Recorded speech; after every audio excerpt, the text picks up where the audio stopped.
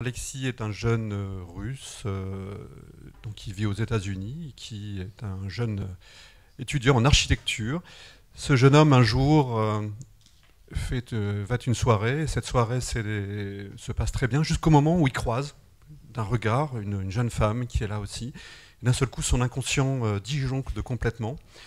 Cette jeune femme est vraiment un révélateur pour lui. Et le voilà parti. Il quitte abruptement cette soirée et il y reviendra plus tard dans le moment où il va retrouver cette autre jeune femme allongée comme ça, morte.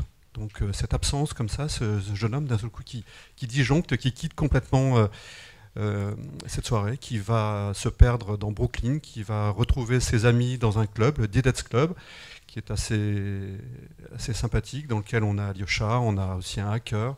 Donc ces personnages se regroupent autour d'Alexis. Et Alexis, donc, vraiment est très troublé. On le retrouve donc après partant. Il quitte même New York pour suivre une espèce de voyage initiatique, puisque au moment de ce départ, on lui remet dans la poche simplement un petit message qui va l'emmener sur sa vie, son histoire, son passé. Il va essayer de remonter comme ça le temps.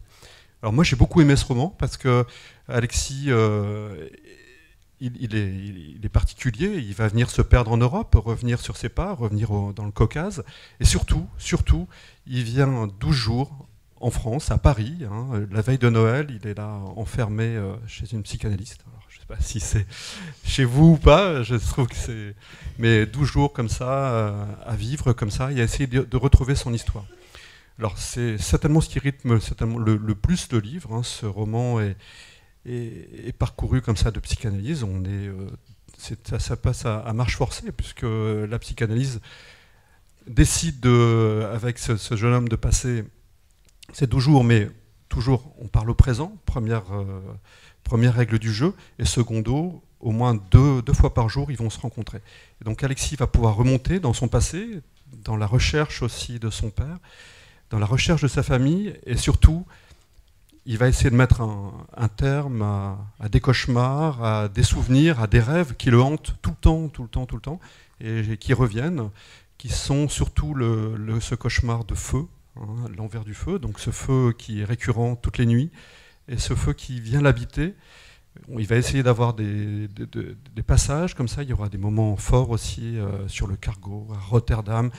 On a aussi un roman plein aussi de rebondissements, puisque dans les proches d'Alexis, on a un hacker aussi, donc qui va essayer de retrouver aussi cette jeune femme. On a un roman policier, on a un roman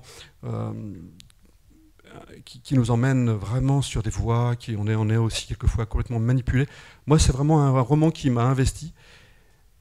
Et je dirais qu'au-delà de ça, c'est presque la deuxième lecture, parce que j'ai fait 2 lectures de votre roman, puisque c'est la deuxième lecture qui m'a éclairé.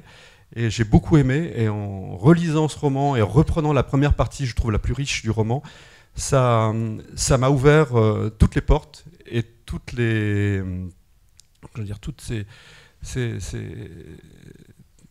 vraiment c'est ça, c'était vraiment une espèce de labyrinthe, et en ouvrant comme ça, en relisant, on comprend, et moi je vous félicite, je trouve que c'est réussi, et je pense que ça plaira à beaucoup de nos lecteurs.